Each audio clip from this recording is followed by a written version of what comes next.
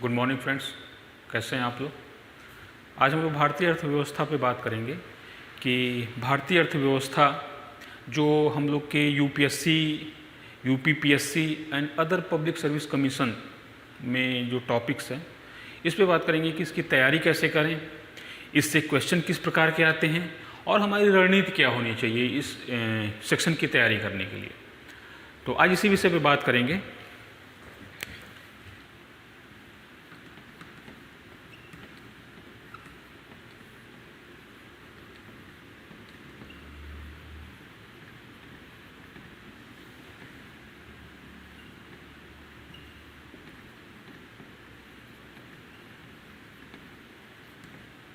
Indian economy, भारतीय अर्थव्यवस्था। दरअसल ये सेक्शन बहुत महत्वपूर्ण होता है और इनफैक्ट कहा जाए तो ये सेक्शन बहुत डराता भी है स्टूडेंट को, क्योंकि थोड़े से इसमें जो टर्मोलॉजियाँ हैं वो टिपिकल होती हैं, ट्रिकी होती हैं। जो डाटाज होते हैं, आंकड़े होते हैं, वो भी थोड़े से उलझाऊ होते हैं। डाटा दरअसल बहुत होता है, तो कई बार हम इससे बहुत ज़्यादा पैनिक हो जाते हैं तैयारी के दौरान और हमें लगता है कि इकोनॉमिक सेक्शन जो है या भारतीय अर्थव्यवस्था से रिलेटेड सेक्शन जो है ये बहुत टफ है। और हम लोग कई बार इस तरह से इसको बिहेव करने लगते हैं कि इसमें थ्योरी बहुत इंपॉर्टेंट है, जो इसके थ्योरेटिकल पार्ट है वो बहुत इंपॉर्टेंट है। तो आज इन्हीं सब भ्रांतियों पे बात की जाएगी कि कैसे इसकी तैयारी करनी चाहिए हमें, क्या क्या भ्रांतियाँ हमारे अंदर इसको लेकर होती हैं और हमारा अप्रोच क्या होना चाहिए इसको पढ़ते समय। तो सबसे पहले इन्हीं चीज़ों पे जो भारतीय अर्थव्यवस्था से संबंधित प्रश्न होते हैं ये प्री में भी आते हैं और यूपीएससी के मेंस में भी आते हैं, जीएस थर्ड पेपर में। पढ़ना हमें वास्तव में भारतीय अर्थव्यवस्था के बारे में है, लेकिन भारतीय अर्थव्यवस्था इस समय वैश्विक अर्थव्यवस्था से जुड़ी हुई है, यानी कि इंडियन इकोनॉमी का ग्लोबलाइजेशन कर दिया गया है। तो विश्व की आर्थिक घटनाओं से भारतीय अर्थव्यवस्था प्रभावित भी होती है। तो इसलिए हमें भारतीय अर्थव्यवस्था के साथ साथ वैश्विक अर्थव्यवस्था में होने वाले बदलावों को भी ध्यान में रखना है। और इस पेपर की तैयारी में 3 चीज़ें हमें ध्यान रखना है कि भारतीय अर्थव्यवस्था से संबंधित, दूसरी बात कि विश्व की अन्य अर्थव्यवस्थाओं से संबंधित, और इंटरनेशनल फाइनेंशियल इंस्टीट्यूशंस जो हैं जैसे विश्व बैंक, आईएमएफ, डब्ल्यूटीओ, एडीबी, एशियाई डेवलपमेंट बैंक, यानी कि और इस तरह से जो इकोनॉमिक फोरम्स भी हैं, तो उनमें जो बदलाव होता है, जो नीतिगत बदलाव होता है या जो उनके रिकमेंडेशन हैं या जो रिपोर्ट्स हैं उनको भी पढ़ना है, क्योंकि भारतीय अर्थव्यवस्था वैश्विक अर्थव्यवस्था से एसोसिएटेड है, ये आइसोलेटेड नहीं है। तो इस प्रकार हमें ध्यान में रखना है कि पढ़ना तो हमें भारतीय अर्थव्यवस्था के बारे में है, लेकिन वैश्विक अर्थव्यवस्था में वो परिवर्तन जो भारतीय अर्थव्यवस्था को प्रभावित करते हों उनको भी ध्यान में रखना है। तो इन्हीं सब बातों पे हम लोग आज फोकस करेंगे। यदि देखा जाए तो जो इंडियन इकोनॉमिक्स से रिलेटेड क्वेश्चन होते हैं प्री में और दूसरा मेंस में, और तीसरा जो सेक्शन होता है वो होता है एसे में। प्री में लगभग इससे आने वाले जो प्रश्नों की संख्या है, अगर कोर इकोनॉमी मिला दिया जाए और करंट सेक्शन मिला दिया जाए तो इससे जो प्रश्नों की संख्या है वो नियर अबाउट 25 क्वेश्चन के आसपास होती है।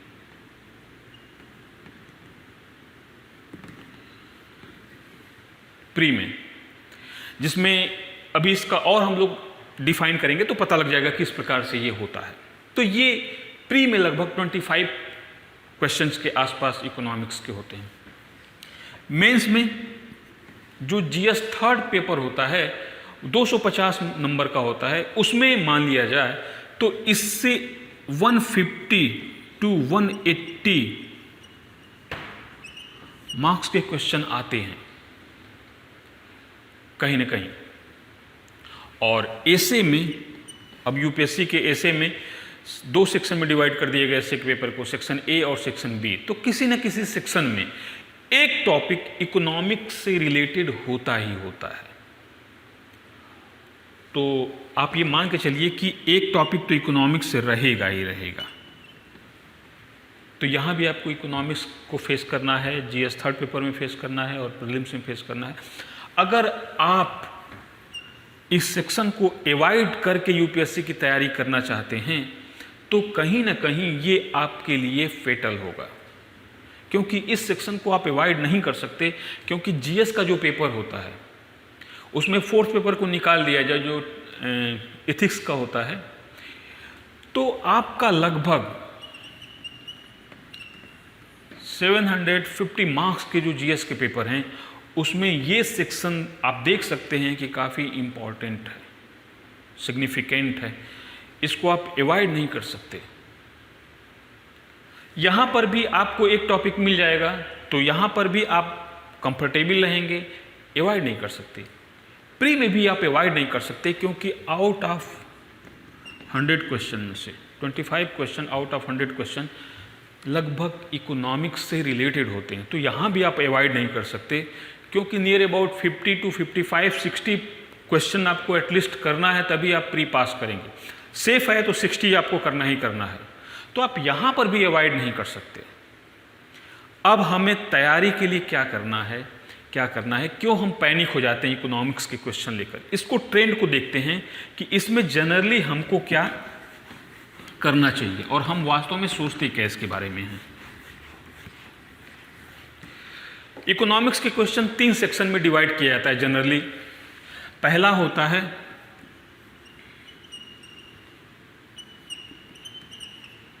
थ्योरेटिकल पार्ट, जिसको कहते हैं थ्योरी। सिद्धांत, थ्योरी जो होता है जिसको सिद्धांत कहा जाता है। दूसरा पार्ट होता है इसका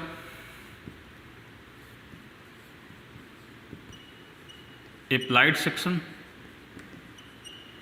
जिसका मतलब है व्यावहारिक पक्ष, या इसी को कहा जाता है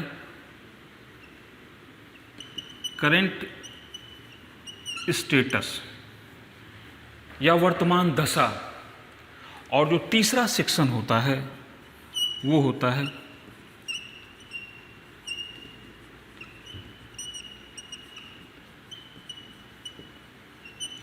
गवर्नमेंट पॉलिसीज, सरकारी नीतियां।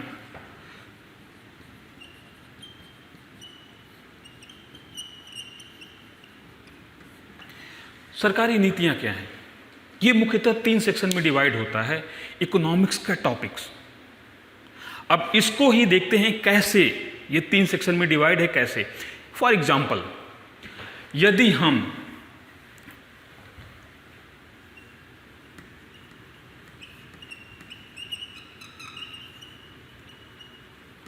अनएम्प्लॉयमेंट,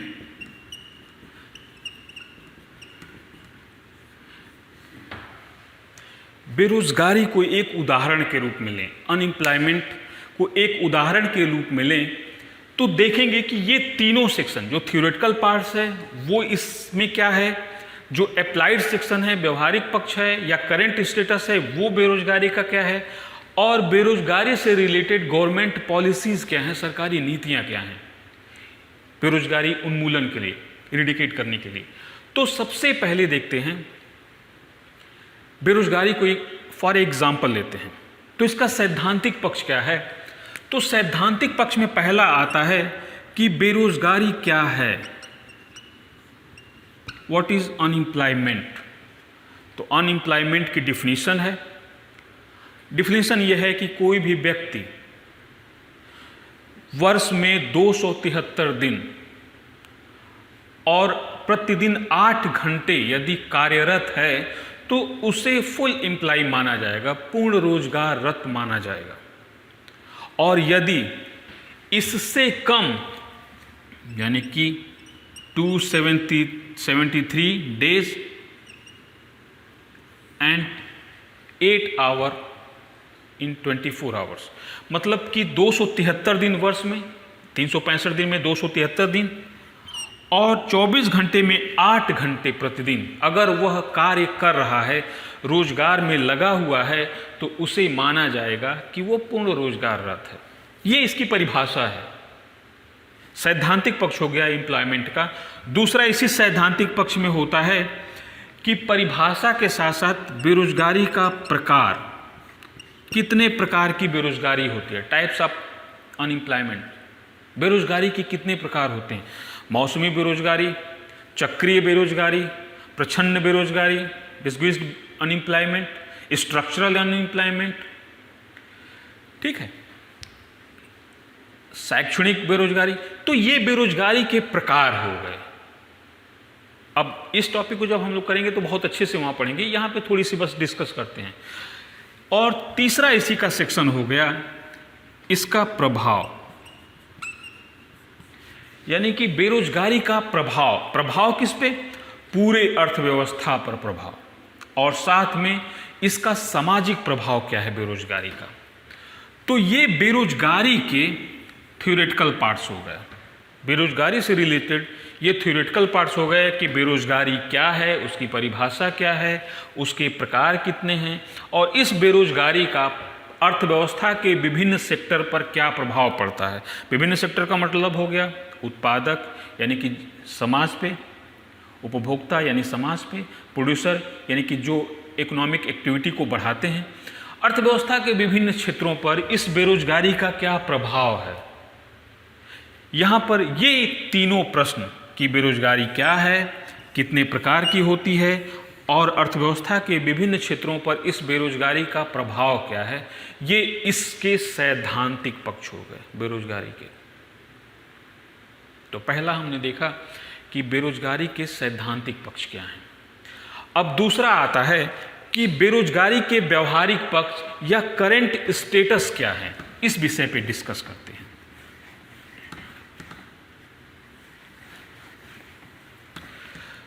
तो इसको डिस्कस करने के लिए देखते हैं हम कि पहला तो ये है कि पूरे देश में यानी कि अर्थव्यवस्था में बेरोजगारी दर कितनी है।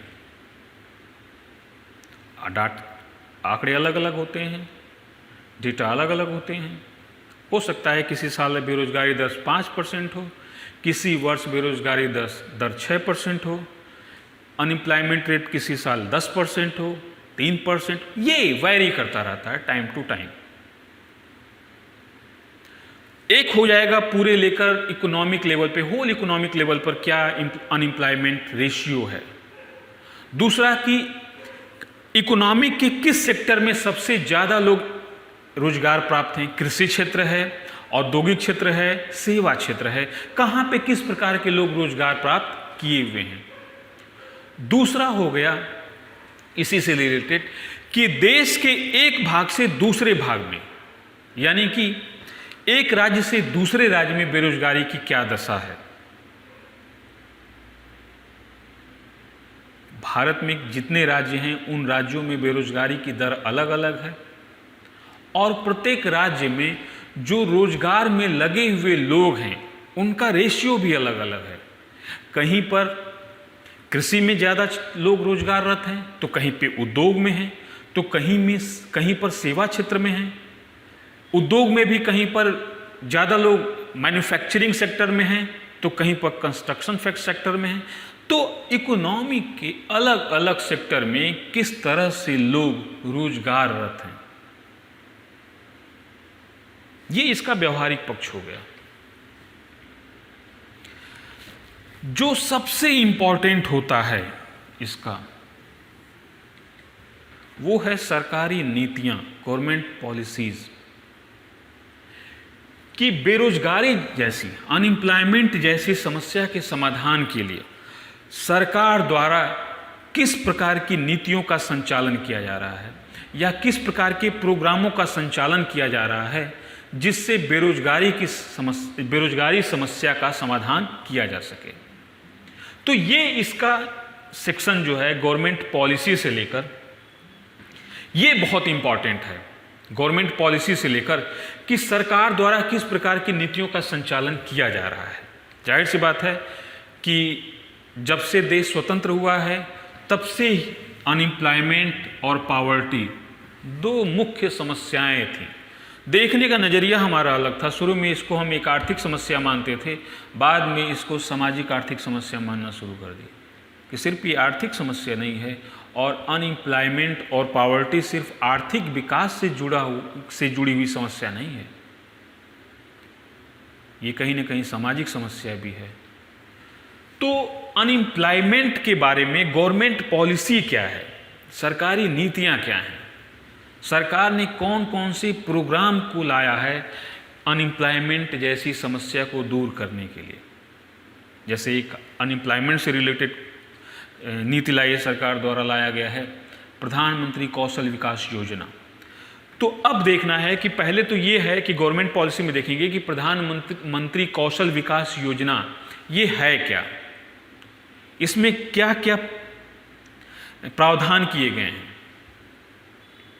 किस प्रकार से इसको लागू किया जाएगा और फिर इसका परिणाम क्या निकल कर आने वाला है, किस प्रकार यह भारतीय अर्थव्यवस्था में बेरोजगारी जैसी समस्या के उन्मूलन में ये सहायक होगा।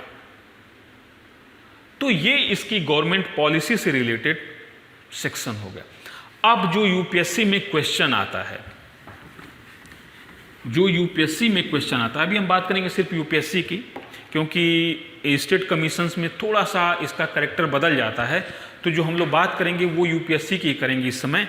तो यूपीएससी में देखेंगे कि जो थ्योरेटिकल सेक्शन होता है, इसका सैद्धांतिक पक्ष है, उससे क्वेश्चन कम आते हैं, डायरेक्ट क्वेश्चन इससे कम आते हैं, बट यह फाउंडेशन है, इसको इग्नोर करके हम तैयारी नहीं कर सकते हैं। अगर थ्योरेटिकल पार्ट को इग्नोर करके तैयारी करेंगे, जैसे एग्जाम्पल के रूप में एक दूसरा एग्जाम्पल लेते हैं, बहुत चर्चा में अनएम्प्लॉयमेंट भी है, क्योंकि पिछले 1-1.5 साल से हमारी अर्थव्यवस्था जो है वो धीरे धीरे जो विकास दर है वो कम होती गई है, और कहा जाने लगा था कि ये शायद स्लो डाउन हो रही है हमारी इकोनॉमी, और ख़ास करके ऑटोमोबाइल सेक्टर, टेक्सटाइल सेक्टर और रियल इस्टेट सेक्टर में पिछले 1-1.5 साल से या उससे पहले से ही धीरे धीरे वृद्धि दर कम होती जा रही थी।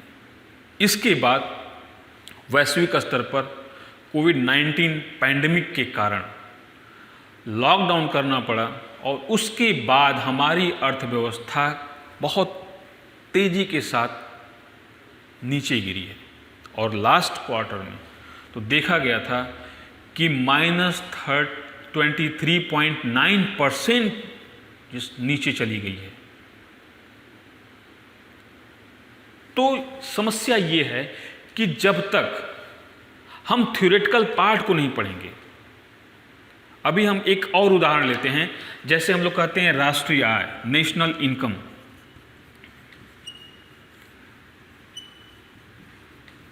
और राष्ट्रीय आय को कैसे मापा जाता है, इसमें कितनी वृद्धि हुई है, इसी को हम लोग कहते हैं सकल घरेलू उत्पाद या सकल राष्ट्रीय आय। ये आगे हम लोग बहुत अच्छे से पढ़ेंगे, यहाँ पे बस एक एग्जाम्पल के रूप में ले रहे हैं।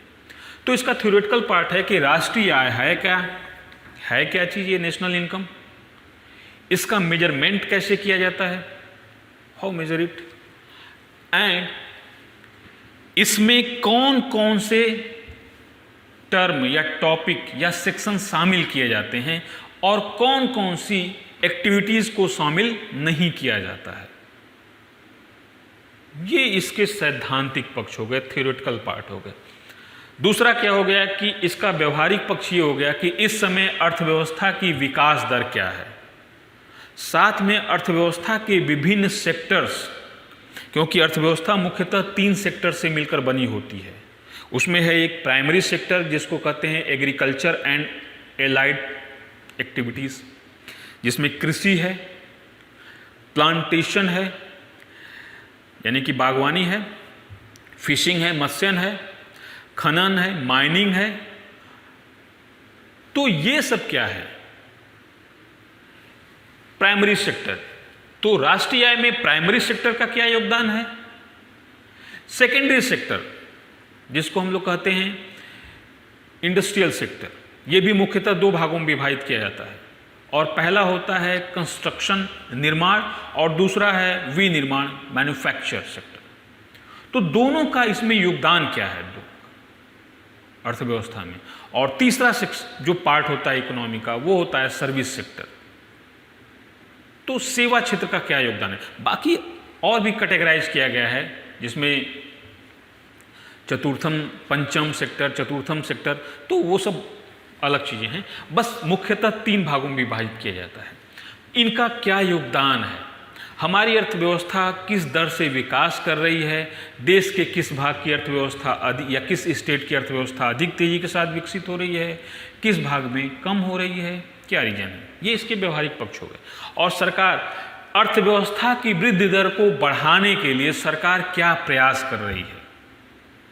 जाहिर सी बात है कि हमारी जब इकोनॉमिक स्लो डाउन हुई है तो गवर्नमेंट ने बहुत सी बेल आउट पैकेज की घोषणा की है, जिसमें इसको कहते हैं स्टिमुलेटेड पैकेज, जो अर्थव्यवस्था के विभिन्न सेक्टरों में आर्थिक वृद्धि को बढ़ाने के लिए जारी किया गया है।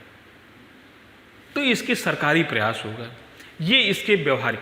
अब यदि हम राष्ट्रीय आय को परिभाषित करना नहीं जानते, किस तरह से इसकी गणना करनी होती है ये नहीं जानते, कौन कौन सी एक्टिविटी इसमें शामिल की जाती हैं ये नहीं जानते, तो हमारा क्वेश्चन क्या हो जाएगा कि सुपरफिशियल हो जाएगा, सतही हो जाएगा, हमारा नॉलेज ही सतही हो जाएगा, और वास्तव में हम क्वेश्चन के आंसर के साथ अपने जस्टिफाई नहीं कर पाएंगे।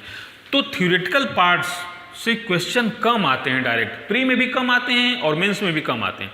यदि प्रीवियस 5 ईयर के क्वेश्चन की एनालिसिस की जाए, तो यदि पिछले 5 साल के क्वेश्चन का एनालाइज किया जाए तो देखेंगे कि थ्योरेटिकल पार्ट से जो क्वेश्चन है डायरेक्टली वो नहीं पूछा जा रहा है। क्वेश्चन पूछा कहाँ जाता है, government policies and its effect, साथ में करंट स्टेटस यानी कि अप्लाइड सेक्शन। डायरेक्ट क्वेश्चन यहाँ से होता है, यहाँ से होता है, लेकिन ये फाउंडेशन है थ्योरेटिकल पार्ट्स, बिना इसके हम इन दोनों को सही से टैकल नहीं कर पाएंगे, ना इनका सही से जस्टिफाई आंसर राइट कर पाएंगे या फाइंड आउट कर पाएंगे। तो हमें सबसे ज़्यादा फोकस यहाँ पर करना है, और यहाँ पर भी जो क्वेश्चन की ट्रेंड्स को देखने के बाद ये पता चलता है कि ये सेक्शन बहुत deep knowledge and very respect, बहुत ज़्यादा इसके गहन नॉलेज की आवश्यकता है, और इसके विभिन्न पक्षों की नॉलेज होनी बहुत ज़रूरी है। यदि इसके विभिन्न पक्षों की नॉलेज हमें नहीं होगी तो भी हमारा काम गड़बड़ हो जाएगा। तो सबसे पहले हमें ये देखना है कि हमें यहाँ पढ़ना है, थ्योरेटिकल पार्ट्स पढ़ना है, और ये बहुत आसान होता है। जैसे जैसे हम लोग क्लास आगे बढ़ती जाएगी हम लोग देखेंगे कि ये सेक्शन बहुत आसान होता है। इकोनॉमिक्स में है क्या, भारतीय अर्थव्यवस्था ही सिर्फ पढ़नी है, सैद्धांतिक पक्ष बहुत कम पढ़ना है। तो इकोनॉमिक्स में है क्या, कुछ टर्मोलॉजियाँ हैं, यदि इन टर्मोलॉजियों का सही से एनालिसिस कर दी जाए और इनके सही से अर्थ आपको बता दिया जाए तो इस टॉपिक से सरल कोई टॉपिक नहीं होगा, इंटरेस्टेड कुछ नहीं होगा इससे अधिक। ये बहुत सरल लगने लगेगा, बस कुछ टर्मोलॉजियाँ और कुछ थ्योरीज हैं, उनको यदि सही से डिफाइन कर दिया जाए तो ये सेक्शन बहुत आसान हो जाएगा, आपको इसमें बिल्कुल भी समस्या नहीं होगी। बाकी ये सेक्शन पढ़ने का एक तरीका होता है, जैसे जैसे क्लास रन करेगी वैसे वैसे इस पे हम लोग डिस्कस करते जाएंगे कि किस टॉपिक पे क्या पढ़ने का तरीका हमारा होना चाहिए। तो ये हमारा इंडियन इकोनॉमिक्स के जो क्वेश्चंस हैं, प्री में भी आप देखेंगे कि थ्योरेटिकल पार्ट से क्वेश्चन कम आते हैं, अप्लाइड सेक्शन और गवर्नमेंट पॉलिसी से ज़्यादा क्वेश्चन आते हैं। मेंस में भी देखेंगे कि यही सेक्शन ज़्यादा प्रभावशाली होते हैं, गवर्नमेंट पॉलिसी वाले थोड़े से व्यवहारिक स्तर या जो करंट स्टेटस है वो महत्वपूर्ण होते हैं। मेंस में ये वाला सेक्शन उतना महत्वपूर्ण नहीं होता है, लेकिन जानना है हमें, बिना जाने हम इस सेक्शन को सही से नहीं कर पाएंगे। तो ये चीज़ हमें खुद देखनी है। दूसरा, जो मेंस में क्वेश्चन होते हैं वो हमेशा वर्तमान स्थिति को लेकर होते हैं कि किसी पॉलिसी की क्या प्रभाव हुए हैं, और ऐसे में जो क्वेश्चन इकोनॉमिक्स से होता है वो वास्तव में बहुत ज़्यादा आपकी क्रिएटिविटी पे निर्भर करता है कि किसी घटना को आप कैसे देखते हैं। जैसे अभी लॉकडाउन किया गया था, अब तो अनलॉक काफ़ी कुछ कर दिया गया है। लॉकडाउन की कोविड-19 पैंडेमिक के बाद जो लॉकडाउन किया गया है, तो इस लॉकडाउन के जो प्रभाव है, इसको लेकर जो अर्थशास्त्र जगत है उसका मत भिन्न भिन्न है। क्यों? क्योंकि सबके देखने का नजरिया अलग है। यही है कि यदि आ जाए ऐसे में कि लॉकडाउन के प्रभावों का विश्लेषण कीजिए, क्या भारतीय अर्थव्यवस्था के लिए लॉकडाउन एक सेटबैक था या एक मजबूरी थी, जैसे भी क्वेश्चन होगा। अब इस पे ही डिपेंड करता है आंसर पे, आंसर इस पे डिपेंड करेगा कि हम कैसे इसको समझते हैं। कुछ लोग होंगे जो कहेंगे कि लॉकडाउन बहुत सही है, इसको बिल्कुल कर देना चाहिए था, इसका प्रभाव बहुत अच्छा हुआ। कुछ लोग कहेंगे कि लॉकडाउन जिस तरह से करना चाहिए था उस तरह से नहीं किया गया। कुछ लोग ऐसे भी कहेंगे कि लॉकडाउन नहीं किया जाना चाहिए था, क्योंकि मेन क्या है, इकोनॉमिक एक्टिविटीज़ हैं। यदि इकोनॉमिक एक्टिविटीज़ पूरी तरह से धराशायी हो जाएंगी तो अर्थव्यवस्था अपने आप धराशायी हो जाएगी, और जब अर्थव्यवस्था धराशायी हो जाएगी तो लोगों का जीवन स्तर अपने आप नीचे चला जाएगा। तो ये क्या है? ये वेरियस व्यू हैं प्रत्येक व्यक्ति का देखने का। तो जो ऐसे के क्वेश्चन होते हैं वो काफ़ी कुछ आपके मेंटल स्टेटस पे डिपेंड करते हैं कि आप किसी घटना को कैसे देखते हैं। मैं जाहिर सी बात आपसे यही कहूँगा कि हमेशा आप पॉजिटिव सोचा कीजिए, क्योंकि गवर्नमेंट ने कोई पॉलिसी बनाया है, कोई गवर्नमेंट ने नीतिगत निर्णय लिया है, तो उसकी हमें आलोचना नहीं करनी चाहिए। सामान्य रूप से मेरा यह मानना है, क्योंकि हमें सरकार के साथ ही खड़ा रहना है। क्योंकि आप जिस एग्ज़ाम की तैयारी के लिए जा रहे हैं उसमें काफ़ी चीज़ें ये कि आपको एक पॉजिटिव अप्रोच अपना के रखना चाहिए, और आपको सिर्फ इम्प्लीमेंटेशन के लिए लगाया जाता है, ना कि पॉलिसी बनाने के लिए। पॉलिसी बनाना लेजिस्लेशन का काम है और वो उसके प्रति जिम्मेदार, जनता के प्रति वो जिम्मेदार है। आपको सिर्फ लागू करना है कि बेहतर परिणाम निकले। चलिए अपने टॉपिक पे आते हैं हम लोग। तो इस सेक्शन से इस तरह से क्वेश्चन इकोनॉमिक्स के आते हैं। अब ये जो इकोनॉमिक्स के क्वेश्चंस होते हैं वो मुख्यतः 6 सेगमेंट में डिवाइड किए गए होते हैं। ये 6 सेगमेंट में डिवाइडेड होते हैं। पहला जो इसका सेगमेंट होता है वो होता है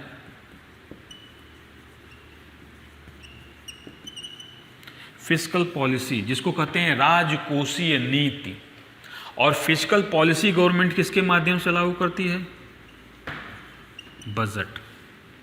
और दूसरा क्या है? Taxation. Budget, taxation. Fiscal policy, सरकार राजकोषीय नीति लागू करती है, फिस्कल पॉलिसी। और ये किससे होता है? बजट और टैक्सेशन। टैक्स के माध्यम से सरकार अपनी आय सृजन करती है, और बजट में ये होता है कि सरकार आगामी वित्तीय वर्ष के लिए अपने आय और अपने व्यय को दर्शाती है।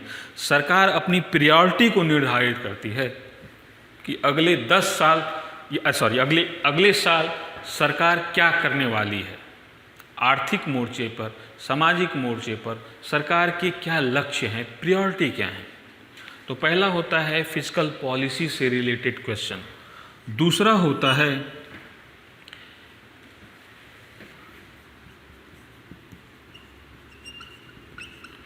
Financial system. और फाइनेंशियल सिस्टम जो होता है ये रिलेटेड होता है बैंकिंग, इंश्योरेंस और कैपिटल मार्केट्स।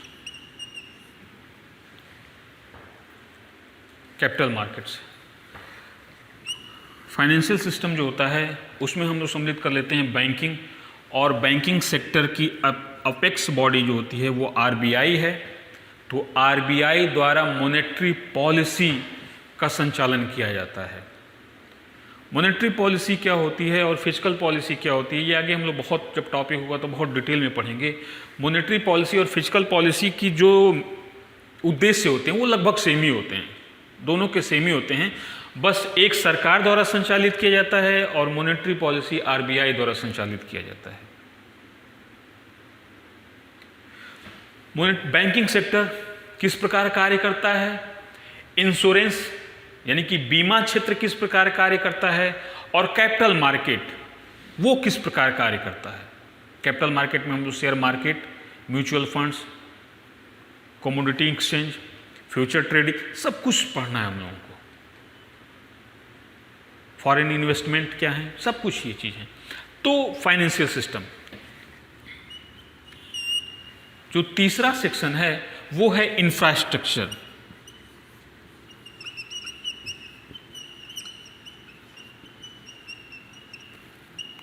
और इंफ्रास्ट्रक्चर को हम लोग डिवाइड करते हैं 3 भागों में मुख्यतः। पहला होता है ट्रांसपोर्टेशन,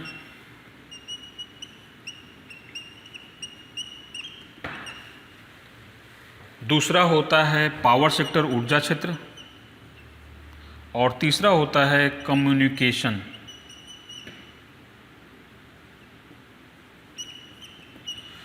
संचार, ये किस प्रकार अर्थव्यवस्था में योगदान देता है। इंफ्रास्ट्रक्चर सेक्टर,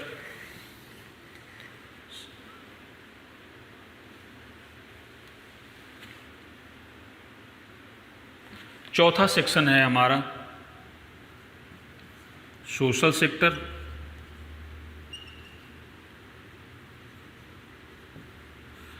इसी में आता है ह्यूमन रिसोर्सेज,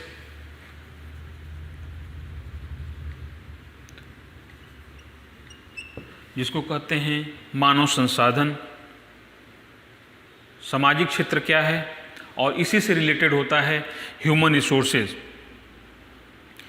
और ये जो टॉपिक्स होते हैं सोशल सेक्टर, जिसमें सरकार के सामाजिक कार्यों को, जैसे गरीबी उन्मूलन, बेरोजगारी उन्मूलन, या जो मार्जिनलाइज पीपुल होते हैं, या महिलाओं के लिए जो कार्य नीतियाँ की गई हैं, ये सब शामिल किए जाते हैं इसमें।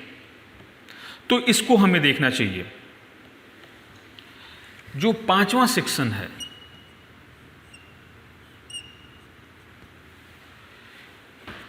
ये होता है इंटरनेशनल ट्रेड से।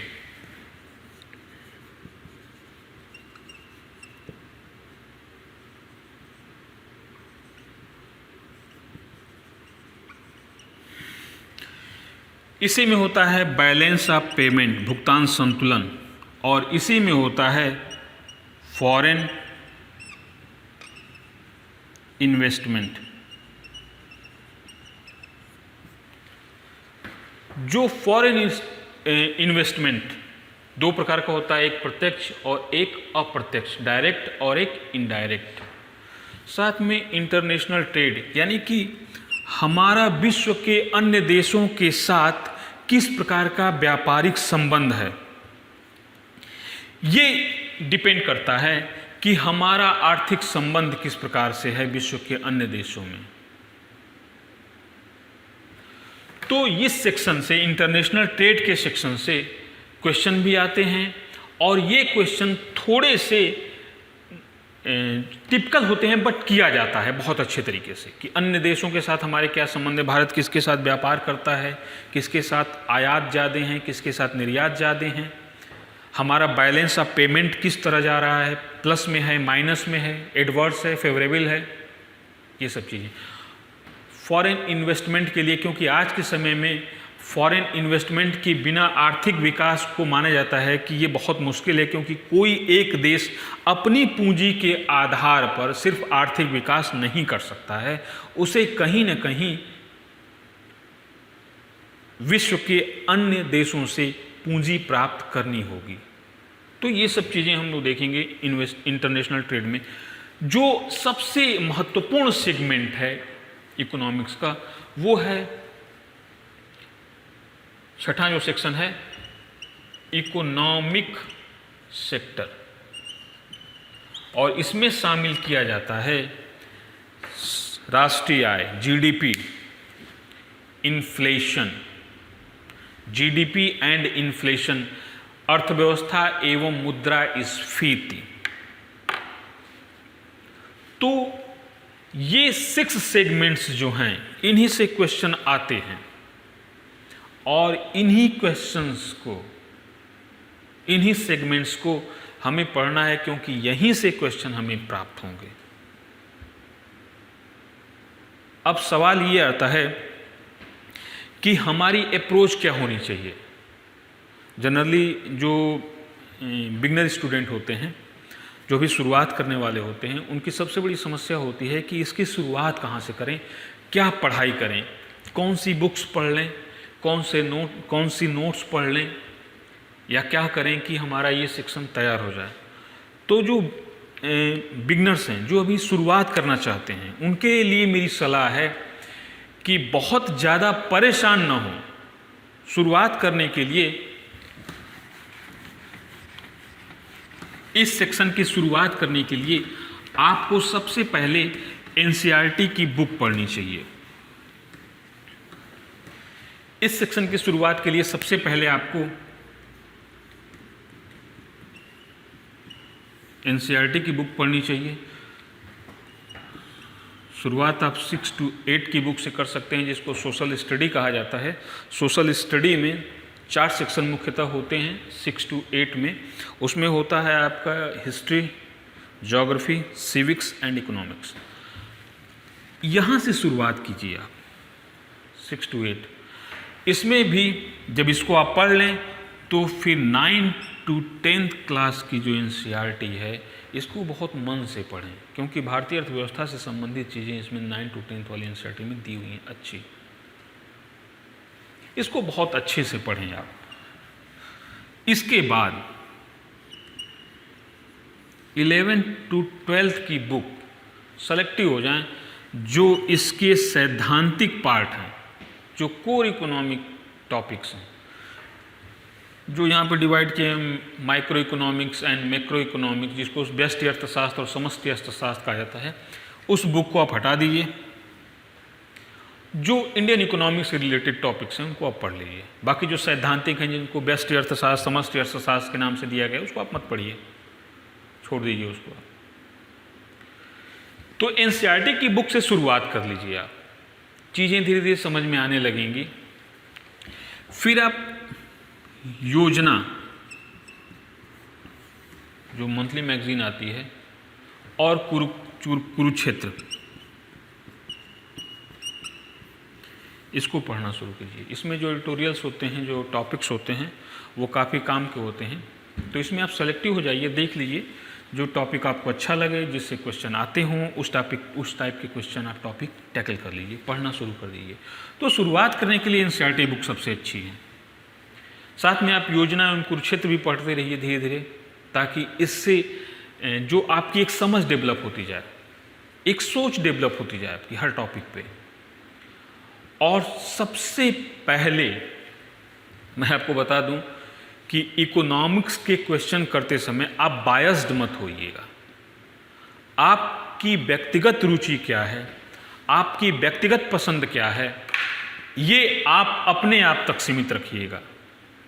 इकोनॉमिक्स के टॉपिक जब भी करें, इसमें आपको अपनी व्यक्तिगत अवधारणाओं को पीछे रखना है। जो डाटास के आधार पर विश्लेषण है, उन्हीं को आगे रखना है। सबसे पहले तो ये करना है, हमें एनसीईआरटी की बुक से शुरुआत करनी है, और वो भी कहाँ से, 6 to 8th क्लास, फिर 9 to 10th, और इसके बाद 11 to 12th, और इसमें भी सेलेक्टिव हो जाना है। अब हम आते हैं कि जो स्टूडेंट की सबसे बड़ी डर होती है इकोनॉमिक्स के क्वेश्चन में, वो ये होता है कि इस टॉपिक के क्वेश्चन करने में हमें क्या करना चाहिए। सबसे पहले डर जाते हैं कि इसमें बहुत ज़्यादा आंकड़े हैं, डेटा बहुत हैं, हमको कितना डेटा पढ़ना है। तो पहली जो सजेशन मेरी है वो ये है कि आपको डेटा के बारे में ज़्यादा परेशान नहीं होना है। यूपीएससी के क्वेश्चन एनालिसिस के बाद मैं अब बता सकता हूं कि यूपीएससी में 2010 के पहले डाटा पूछे जाते थे, लेकिन धीरे धीरे यूपीएससी ने डेटाबेस क्वेश्चन को हटाना शुरू कर दिया है। अब बहुत कम क्वेश्चन होते हैं जो डेटा, आंकड़े फिगर याद नहीं करना है कि जीडीपी ग्रोथ रेट कितना रही, 6.5 रही कि 4.5 रही इस साल, पिछले साल, इसमें एग्रीकल्चर सेक्टर कितना % से ग्रोथ किया है, इंडस्ट्री सेक्टर कितना % से ग्रोथ किया है, सर्विस सेक्टर कितना % से ग्रोथ किया है, सर्विस सेक्टर में भी होटल कितने % से ग्रोथ किया है। ये डेटा नहीं याद करना है, इस तरह के डेटा जो फिगर्स हैं वो नहीं याद करना है, और ना ही डेट याद करना है, टाइम। तो पहली तो ये अवधारणा निकाल लीजिए कि इकोनॉमिक्स के क्वेश्चन करने के लिए हमें डेटा याद करना, नहीं, वो बिल्कुल ही नहीं करना है। अब कमीशन उससे बहुत आगे चला गया है, डेटा हमें बिल्कुल नहीं याद करना है। बस अगर कुछ याद रखना है तो हमें ट्रेंड याद रखना है कि ये डेटा कौन से ट्रेंड को डिपिक्ट करते हैं, शो करते हैं, क्या दर्शाना चाहते हैं ये। तो इस पे सबसे अधिक हमें ध्यान देना है कि डेटा किस डायरेक्शन को शो कर रहे हैं, अप डाउन क्या हो रहा है, इससे स्टडी ग्रोथ है या स्टडी डिक्लाइन है। तो डेटा के चक्कर में मत पड़िए। दूसरा कि एक डर होता है कि इकोनॉमिक्स में बहुत ज़्यादा टिपिकल टर्मिनोलॉजियाँ हैं। टिपिकल तब हैं जब आपने उसको सही से पढ़ा नहीं है। जब आपको सही से समझा दिया जाएगा टर्मिनोलॉजियों को, तो वही टर्मिनोलॉजियाँ आपको बहुत आसान लगने लगेंगी और उसके बेस पे आप क्वेश्चन करना शुरू कर देंगे। तो आप डेटा के चक्कर में मत पड़िए। और जो एक चीज़ है कि जो कहा जाता है कि ये टिपिकल चीज़ें हैं, इनके चक्कर में ना पड़िए। जो अनावश्यक टर्मिनोलॉजियाँ हैं या अनावश्यक इसमें कुछ सिद्धांत हैं, उनके चक्कर में ना पड़िए।